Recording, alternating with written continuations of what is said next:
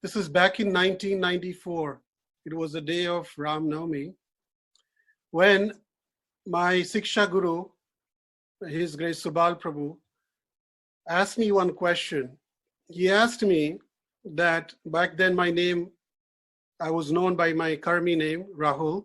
He said, Rahul, have you given up eating meat? And I said, Subal Prabhu, almost. I only eat maybe once in a while, maybe once in a month or so. So at that point, when he heard that, very smilingly, he told me one thing that changed everything for me. He asked me one question. He said, Rahul, do you know if you're going to wake up tomorrow morning? And I said, no, there's no guarantee I'm going to wake up tomorrow morning. I could die today, tonight. So he said that if you do not wake up tomorrow morning, let's assume that if you didn't survive, if you didn't live, you still die as a meat eater, although you have reduced it to once a month. But he said, do you know, if today, if you make a decision that you're going to give up meat eating, that Lord Ram will accept that offering and he will not consider you as a meat eater. And he walked away from there, and that was the day of Rama Navami. And on anybody's appearance days and birthdays, you want to gift them something. You want to take something for the person whose birthday it is. It's a nice gesture. It's a Vedic culture. So I was there standing in front of the deities, Sri Ram, Sita, Hanuman, Lakshman, in our temple in Tobacco. And I was standing there and I said, my Lord, what can I offer to you? Material things. You are the husband of the fortune, goddess of fortune. What can I give you? So at that point I said, you know what? I can offer you one thing today. And that is that I will take a vow to never touch meat again, to never eat meat again. And if you're pleased with this, please give me your blessings and the strength that I may be able to keep this vow. Now that was back in actually 1993. And since then, I have not touched, my tongue has never tasted meat. Not only that, but when I even smell meat from a distance, it makes me puke. Now the reason I feel that I was able to make this change, because I grew up eating meat all these years. It was very hard. My tongue was a slave to the taste. But it was only because of the mercy of Lord Ram that I was able to do that. So my humble request to you all is that you are all not coming from the background as eating meat like me, but we all have certain addictions, different addictions. And whatever those addictions are coming between you and the Lord, you want to give up. And the better day than on the appearance day of the Lord, there isn't another. So you must approach Lord Ram sincerely and say that I have this problem. This problem is keeping me away from coming closer to you. This problem is becoming an obstacle. So kindly, I offer this as my humble offering to you on your appearance day. Please help me. And when even Ravan was ready in front of him to fight, Ram cautioned Ravan. He challenged Ravan, but he also said that at this point, even if you surrender to me, I will forgive you for all the offenses that you've committed. So if we in a humble mood make this simple commitment to the Lord, he will accept and he will give us the strength to move forward. This day will not come for another year. Take this opportunity to please the Lord on his appearance day. How do we celebrate Ram Navami or Janmashtami or any festivals? Is by glorifying the presiding personality of that festival. We must understand that. Otherwise, we'll be just stuck in rituals. Make nice food is good. Clean the house is very good. Firing crackers is not so good. But if we glorify the devotees of the Lord, by glorifying the devotees of the Lord, we are also glorifying the Lord. And by glorifying the Lord, we are also glorifying his devotees. So the best way is to glorify and please the Lord. So today I will talk about, there's many amazing pastimes of Lord Ram in the Ramayana. To touch each and every one in short time is very difficult. And which one to focus on was the most difficult thing for me. And we have to end. We can't just go on forever. And after this class, we have a very nice virtual drama that's been put together by Ramcharan Prabhu and his team. So we also want to hear that. It's like Radio Krishna. Like in the old days, they would hear the dramas and the commentary of cricket matches on radio. There was no visual. So today also there will be some visual and it will all be in the radio. So we want to hear that as well. That will follow right after the class. So some of the lessons, 10 lessons that we can learn from the pastimes in Ramayana are starting with Lord Ram's father, Dasharath Maharaj. Dasharatha, his name that he got, Dasharatha, was because he could conquer, he could fight in 10 directions. East, west, north, south, northeast, southeast, southwest, northwest. Like that, he can 10 directions he could fight simultaneously. He was so strong that even Indra used to invite him to fight on behalf of the demigods, to defeat the demons.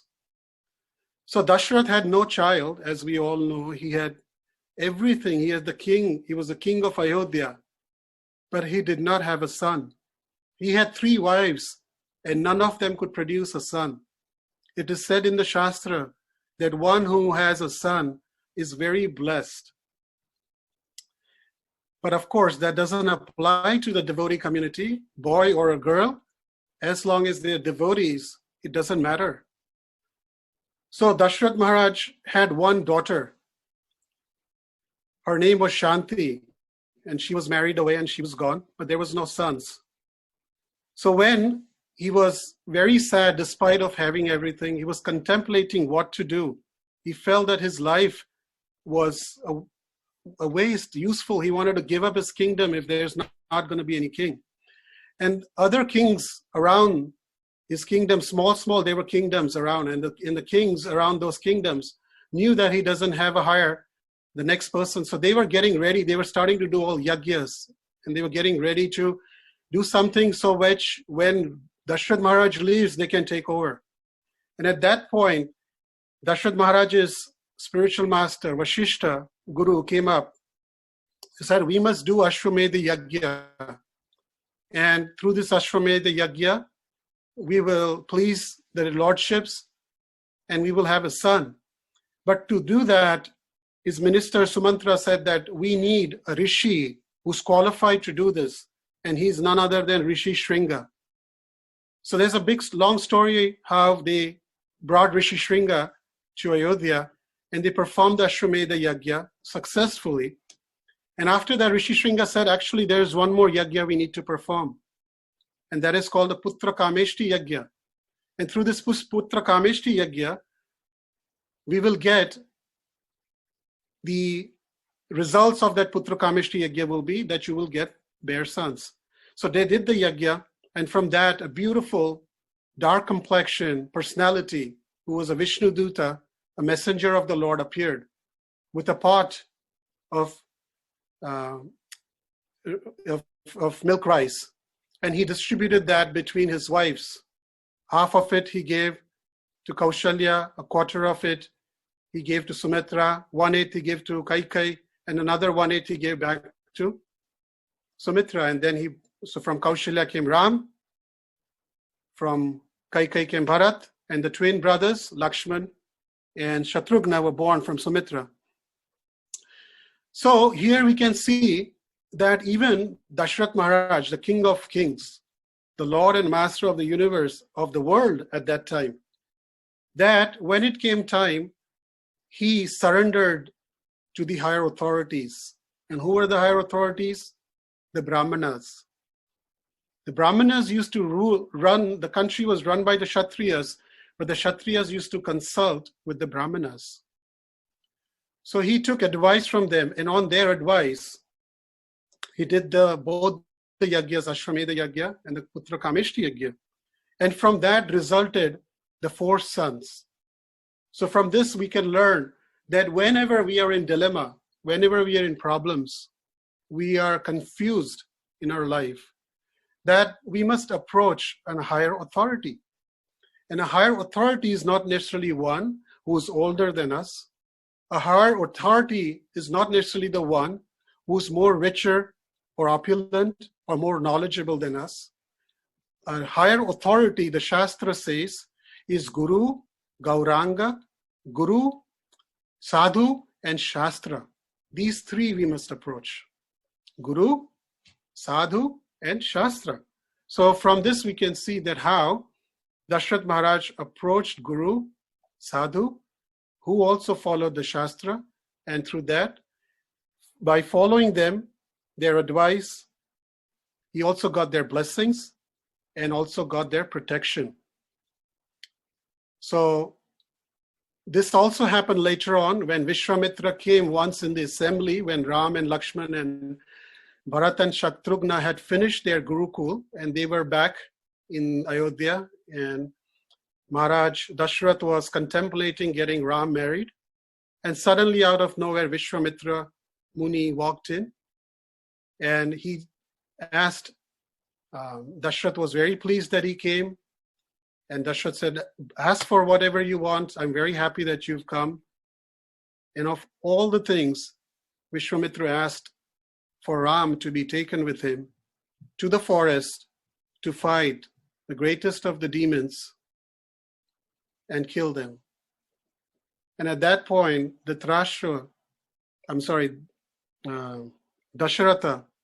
was completely heartbroken.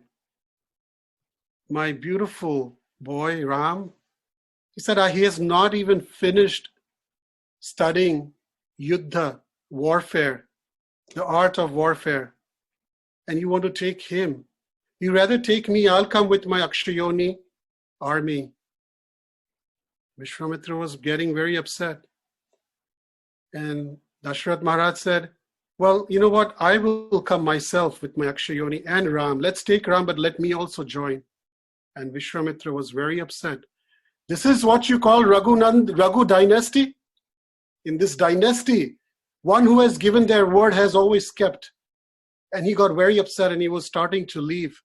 And at that point, Vashishta approached Dashrath Maharaj right away and said, Dashrath, don't make this mistake of upsetting Vishwamitra. Give him your son. Vishwamitra has weapons given by Lord Shiva. I'm sure he will give that to Ram, and he will protect Ram and he will bring him back safe. With a heavy heart, again, Dashrath Maharaj took the instructions of his guru. All of us come in this situation many times, and we always hear there is Siksha Guru and there is Diksha Guru. But many times we have our own agendas in life, and the spiritual master tells us to do something, or we go to the spiritual master for guidance, and the spiritual master tells us to do something, but we are not ready to accept their guidance. We want to go to them hoping that they tell us something that we want to do. But they have the vision that we don't. So from this we can understand that when our spiritual masters approach us, and before we take a spiritual master, we have to be very careful. It is not something that's happening. Everybody is taking a spiritual master, let me take it too. So we have to think, we have to take our sweet time, but once we accept a spiritual master, we have to pray to Krishna that please guide me to a spiritual master. That's very important. Without having a spiritual master in our lives, it is like a boat in an ocean that doesn't know where it's going. So the spiritual master is like the lighthouse who guides that boat back to the shore. So we need to be guided back to the spiritual world. So once we accept or we tell somebody our guru, we have to be ready to execute their instructions. The second lesson we can learn from these pastimes is how important it is to associate with the right people. Kaikai, by heart, she was very, very soft, like the other mothers, Kaushalya and Sumitra. She had tremendous love for Lord Ram. She had love for Ram more than Kaushalya had for Ram. She was so happy to hear when Ram was going to be coronated. She was in her room. She was grooming herself. And at that point, her maidservant, Mantra, walked in. And she was so happy that she gave jewelry to Mantra and said, here's a reward for you. She says, what is this for? Oh, because my Ram is going to be coronated tomorrow. Mantra took that jewelry and right in front of her, threw it away. Kaikai was shocked. He said, what are you doing? He says, you are a fool number one. You are happy for somebody who's not your own son. And your son, Bharat, who's right now at his uncle's place, he doesn't even know that this is happening. And all this is happening behind his back. And you are being fooled. Don't you see it? And she started talking, speaking one after another. Kaikai tried to deflect her. Kaikai tried to stop her. But the more she kept giving years to Mantra, in no time, the same day, the same evening, her love turned into hatred. Her love turned into hatred. And from this we can see that when we give this very precious sense, which we call our years, who we give it to is very important. Where we give it to is important. Today, while we are in this calamity of coronavirus,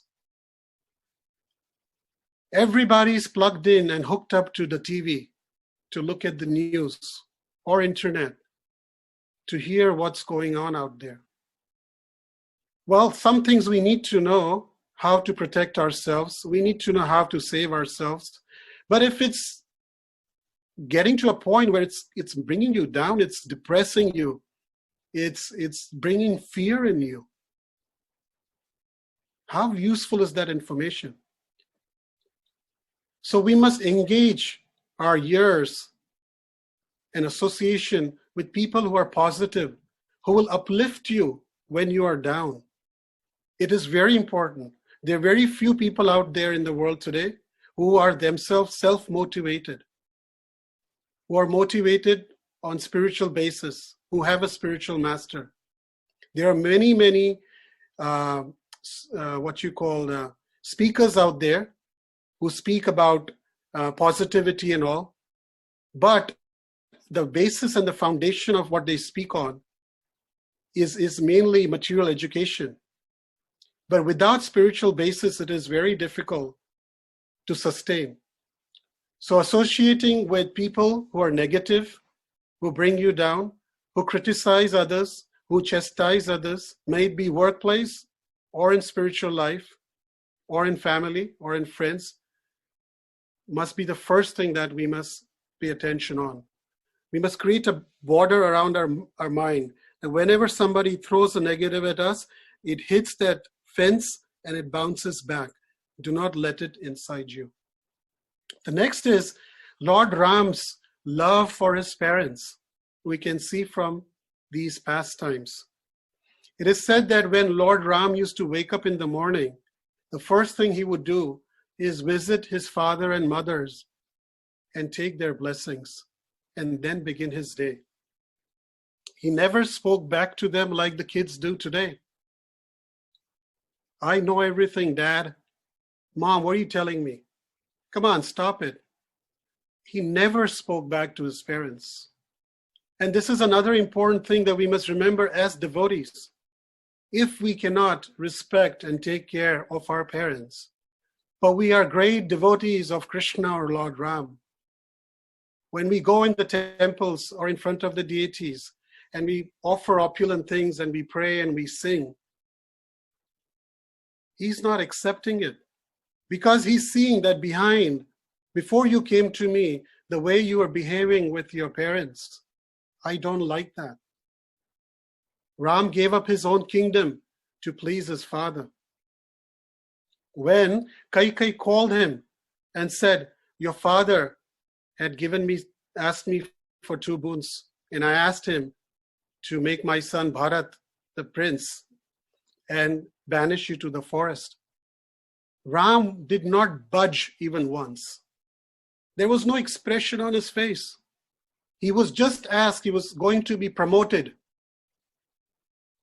president. And suddenly mother comes and says, you're going to have to go. And he didn't budge. Now tomorrow when we go back to office, Monday, and your boss says, I want to meet you, I want to talk to you, the heart starts beating. What's coming next? Lay off? What's going to happen? So when Ram was called, and when he saw Dashrath Maharaj, Dashrath was like this with tears in his eyes, and all he was saying is, Ram, Ram. And he knew something is wrong, but he didn't have heart palpitations. And as soon as his mother said these words, he was just as he was before he came in. And he said to his mother, Mother, my father could have told me this directly. I would have accepted it. And later he tells, Mother, even you could have come and told me this. You didn't have to ask for a boon. You could have just told me this is your desire, and I would have left. So this is the type of love he had for his parents. And we must learn from this. Even there is another story of how Lord Vitthal appeared in Pandharpur, Krishna, who came from Dwarka to see his dear devotee, Pundalik. Pundalik was also a devotee of the Lord, but along with that, he served his parents just like the Supreme Lord. And the Lord was so pleased by his service that upon asking from Pundalik, the Lord decided to remain there in that same form, which is worshipped today in Pandharpur. We must go and take darshan of that lordship there, where we can even hug Lord Vitthal even today. We can put our forehead on his lotus feet. So remember, this is for ourselves and for our children. Those who are children today are going to be parents also tomorrow. Do not wait, just think that serving your children and taking care of your children is your utmost duty. Because if you do that tomorrow, they are going to become parents. And guess what? It was us who taught them that to take care of children is my topmost priority. And at that time, you will be forgotten and will be left behind. So by example, we must teach in front of our children how to serve our parents by action, not just by words. The other thing that we can also learn from the past times is the attitude that Lord Ram had. As soon as he was asked to leave, he was said that you must give up these garments and wear the bark of a tree. You make a dress of that, and that's what you want to wear. And he was ready. And he went to Lakshman. Lakshman was also wanting to come. Sita, this is the only time once when Sita Maharani got very angry because Ram wanted to leave Sita behind. And Sita had to remind that once I got married, for me, my husband is everything. Not my father, not my father-in-law, not my son, not my brother. It's my husband. And you want to leave me behind and go to the forest by yourself? And then he said, okay, get ready. But he said, you can't come like this. You have to change your dress. You have to change your dress. And he said, Sita, you have to wear the bark of a tree. And that was brought to her. And poor Sita, when she tried to put that on her sari, she was trying it and it would slip from her body. And it was such a pitiful situation that here the princess from Janakaraj, and now Ayodhya had to come to this situation. And Ram said, you have to give up all your jewelry, everything. We're going to the forest. No chappals, no sandals, nothing. And right away she accepted it. And how Ram makes this situation into such positive. He says that, Sita, don't worry. It's going to be so beautiful. We're going to the forest.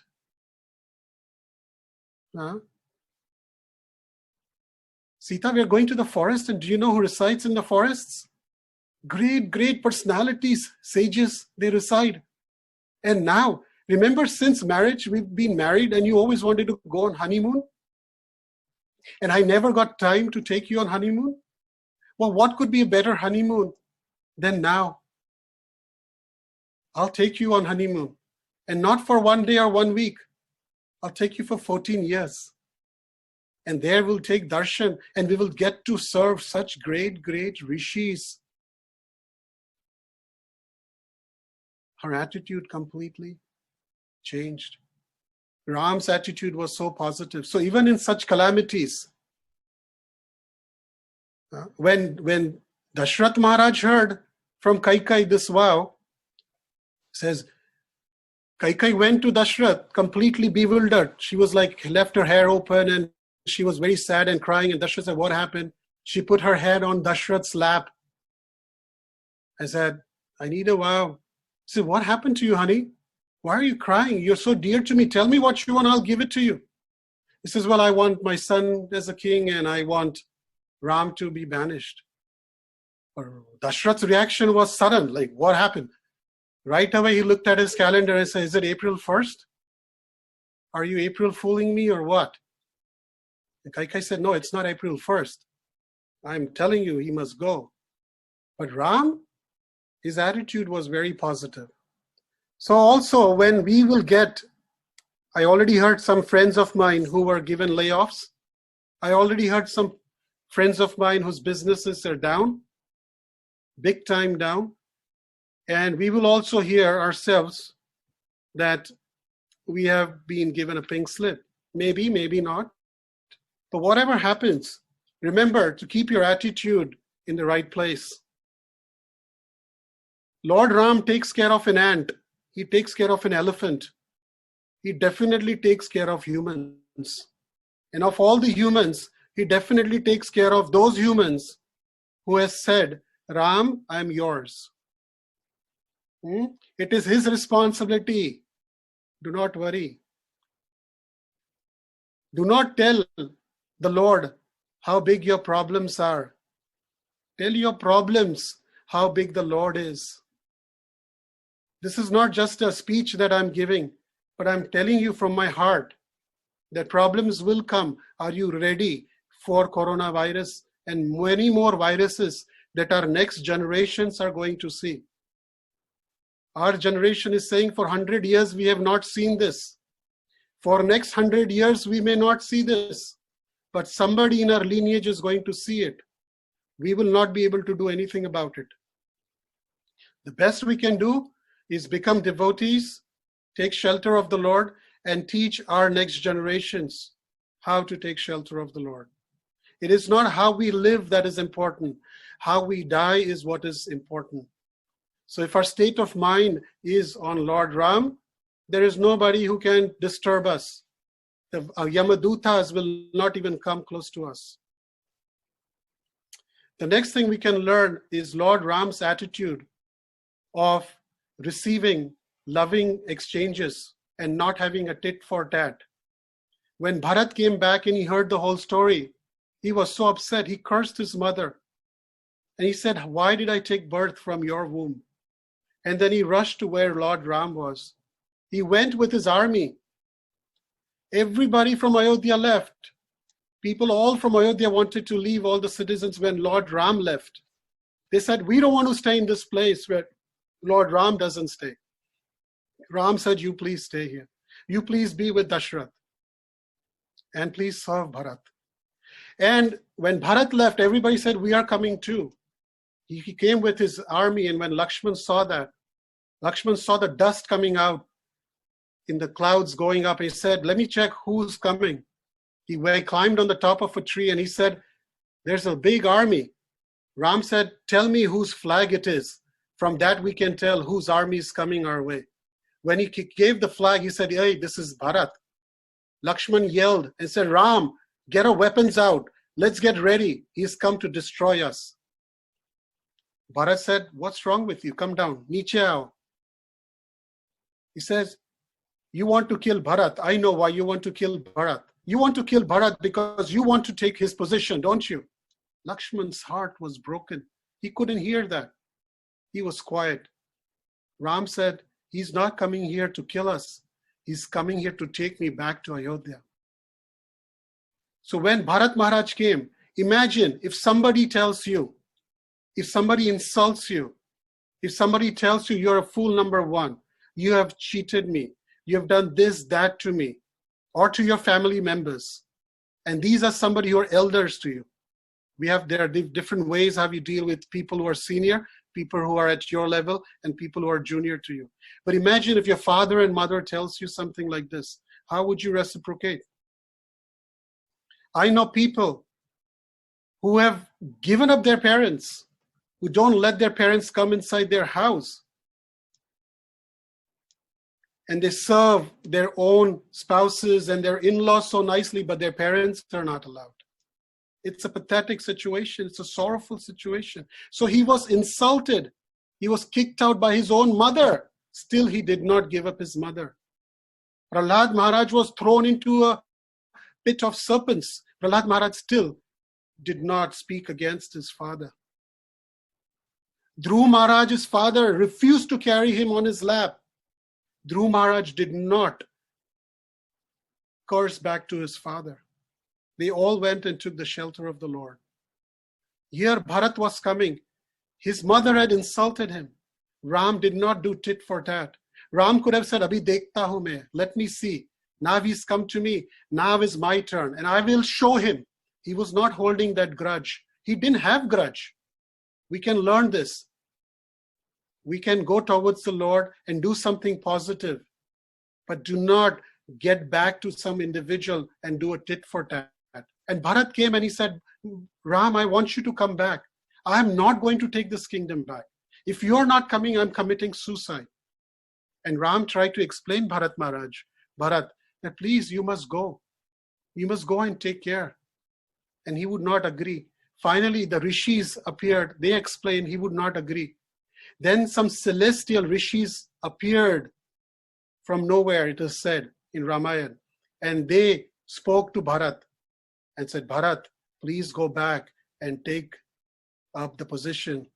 Ram will come back and he will take it again. So at that point, Bharat Maharaj agreed and he took the wooden sandals that he had with him and he placed it in front of Lord Ram. And Lord Ram stepped on them and he carried on his head and he said, my Lord, my brother, I'm going to rule Ayodhya on your behalf. I will not live in Ayodhya. I will stay in the outskirts in Nandigram and I will rule Ayodhya from there. All the citizens also said, we will also not enter Ayodhya. We will also reside in Nandigram. Bharat Maharaj said, I will wear the same type of clothes that you are wearing. I will eat only roots and barks. I will not eat anything else. I will live the way you are living in the forest. Just see the love that he had for Ram. But the thing we need to learn from this is how Lord Ram received Bharat and how Bharat Maharaj also, he had taken a vow he will not return without bringing Ram. But because his brother, elder brother, and the elder sages had instructed him that you must do this, he put aside his own agenda and he accepted the agenda of the seniors and he moved ahead. And another thing that we can learn from this pastime is that he ruled Ayodhya on behalf of Lord Ram, and we can understand that the Lord is the enjoyer and we are his eternal servants. The Lord has given us so many things, a nice family. He's given us a nice house. He's given us a nice job. He's given us a nice body.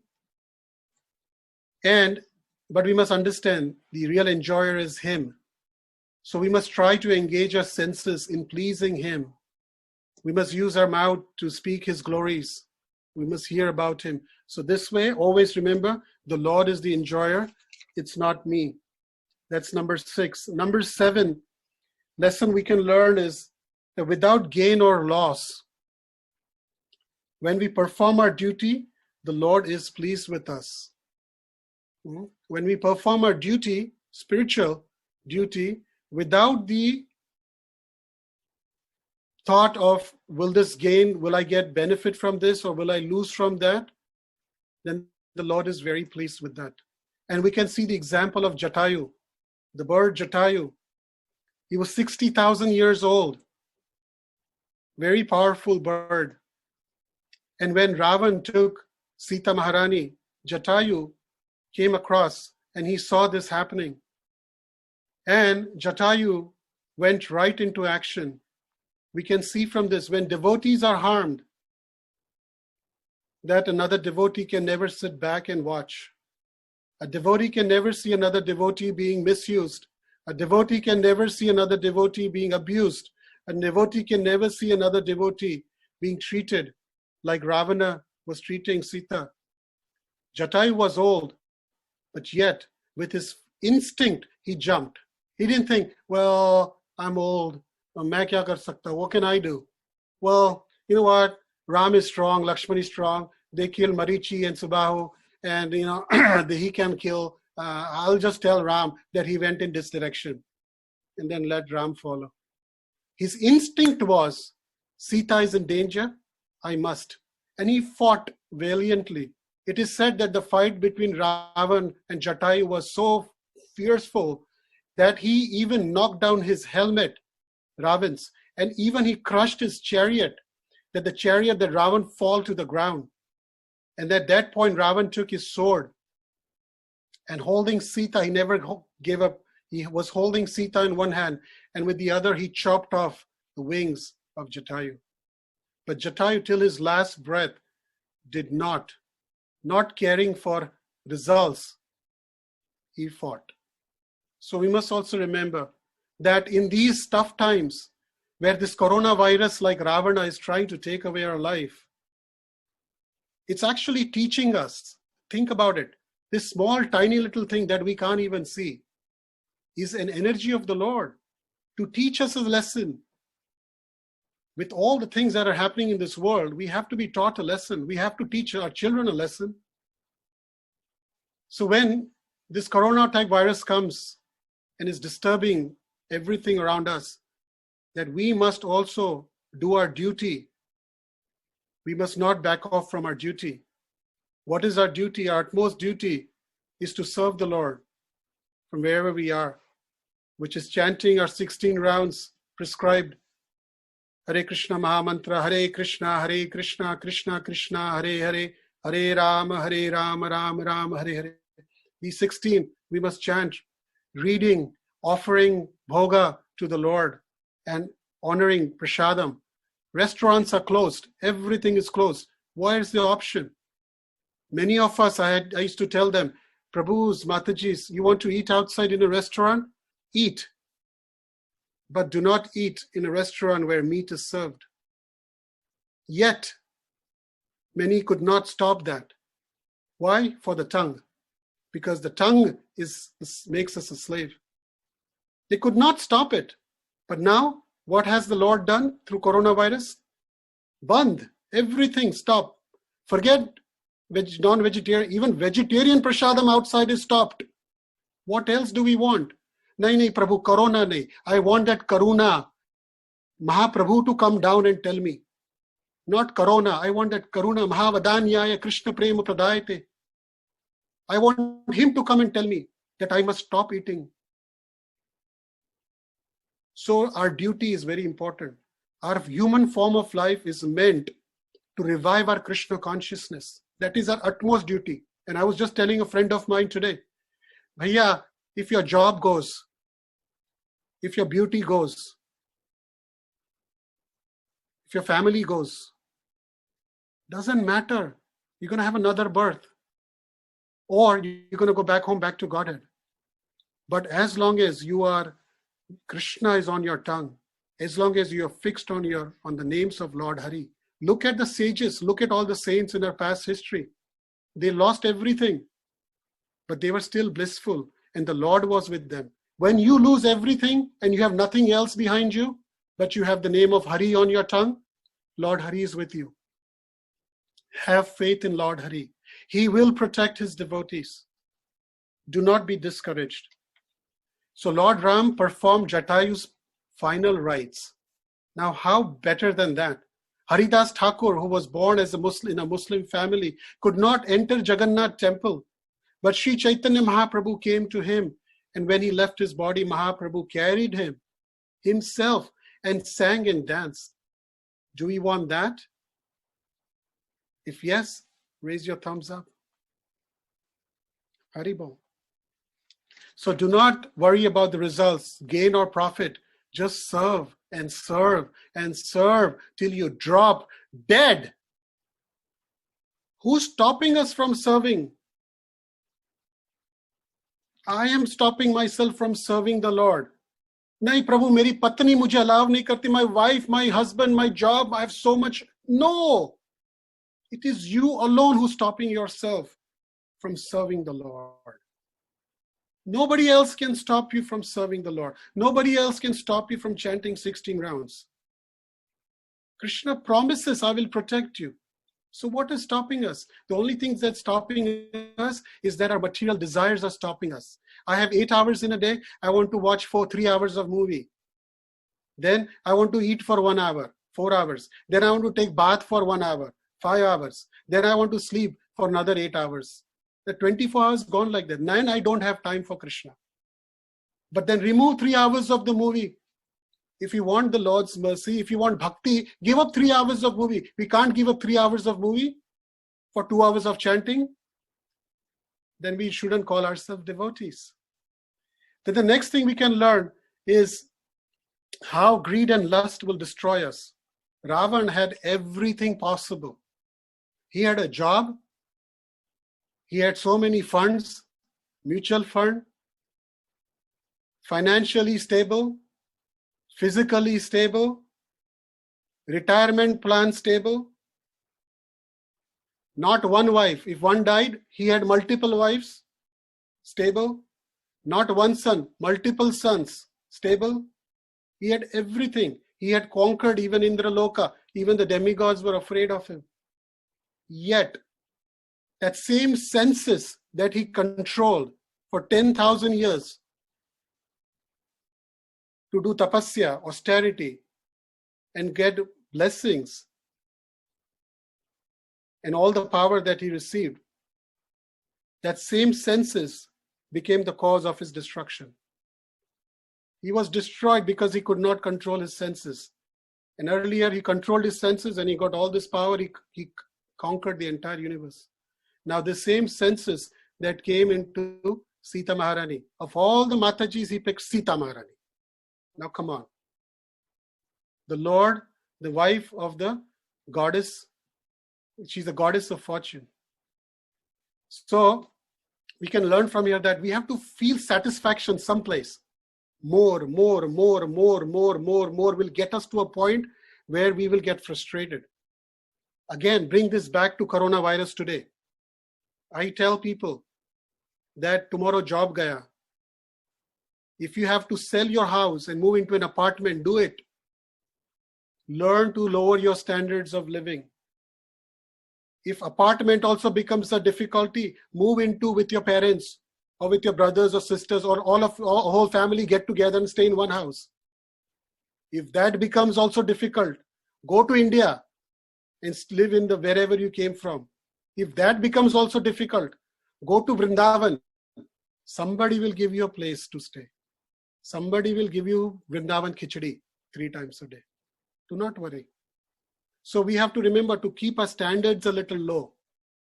The most we are afraid of is our titles and our standards. I'm telling myself, be ready for the worst. Tomorrow, if I have to go and stand as a cashier in one of the stores, be ready for it. Who cares? When difficult time comes, who cares? Who's going to put bread on my table? My titles? No, doesn't matter. Devotees don't care where you came from. We only care where you're going to go. So that's number 8. Number 9, not to rest until our mission is completed. What is our mission in this life? For those who are specially initiated devotees or on the path of devotional service, our mission is to go back home, back to Godhead. And those who are initiated, our mission is to carry forward our spiritual master's mission. Hanuman, when he was asked to go to Lanka, he jumped. And Mainaka mountain, ocean came up and said, Mainaka mountain, come up. Mainaka mountain was submerged in the ocean. And the ocean god requested, come up.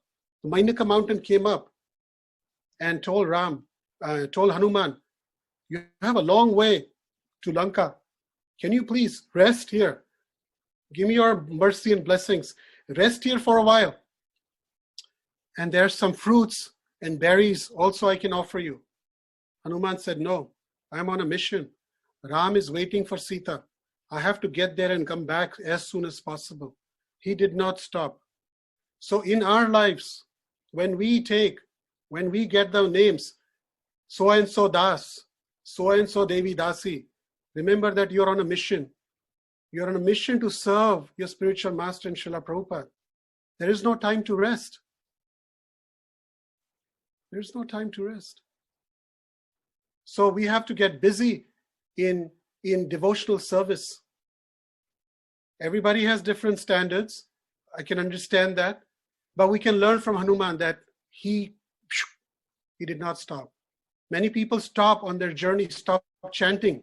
They give up chanting, they give up worshipping, then finally they give up the Lord himself. What else is left if that happens? You've lost everything in this human form of life.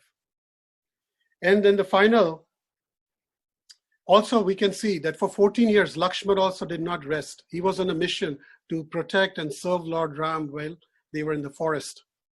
Lakshman did not sleep for 14 years. Now one may ask, how is it possible? It is possible. When Lakshman took that vow, I will not sleep, the Devata of sleep came in front and said, Lakshman Prabhu, you have to sleep. I mean, that's my duty given by the Lord. Everybody has to sleep. Lakshman said, you go to Ayodhya. My wife is there, Urmila. You tell her that I have sent you. And you tell Urmila that she can sleep on my behalf. So for 14 years, Lakshman's wife, Urmila, at night, she slept on her own account. And during the day, she slept on Lakshman's account. And that is why Lakshman was able to stay awake for 14 years non-stop. And final lesson is that when you are down and in trouble, we must take shelter of the holy names of the Lord. Hanuman, after making this big jump to Lanka, in such a beautiful golden city of Lanka, so huge, so big, he could not find Sita there. He was very, very depressed. I've come all the way, and am I going to go back to Ram saying that I couldn't find her? Impossible. So at that time, he sat down in a place, closed his eyes, and meditated upon the lotus feet of Lord Ram. And he started chanting, Ram, Ram, Ram. And at that point, he heard some noise that led him to Mother Sita in the Ashoka Vati, in the Ashoka Gardens. So whenever we are in troubles, and you have no idea, you're seeing videos of people in these beds in the hospitals. Now its hospitals have come into parking lots. And they have nobody, no family member can meet them. I pray that none of us here have to go through that. But we will be in situations where we are in big time trouble. At that point, remember that may your family or loved ones be near you or not, but Lord Ram is right next to you. He's very close to you. You just have to call out on him. And then you'll see how miracles will happen, how you'll be able to handle that situation. So at this point, I will bring my class to a closure, and please try to meditate at least on one of these 10 lessons and implement it in your life. Take it seriously. This coronavirus is actually a blessing in disguise for us to awaken ourselves, to wake up. And when this coronavirus threat is gone, that hope and pray that we do not become as normal as we were before this coronavirus. Become more and more serious about spiritual life. Life is very short. Human form of life can end at any point. Start chanting today. Chant the Hare Krishna Mahamantra, minimum 16 rounds a day, and your life will be successful. Hare Krishna.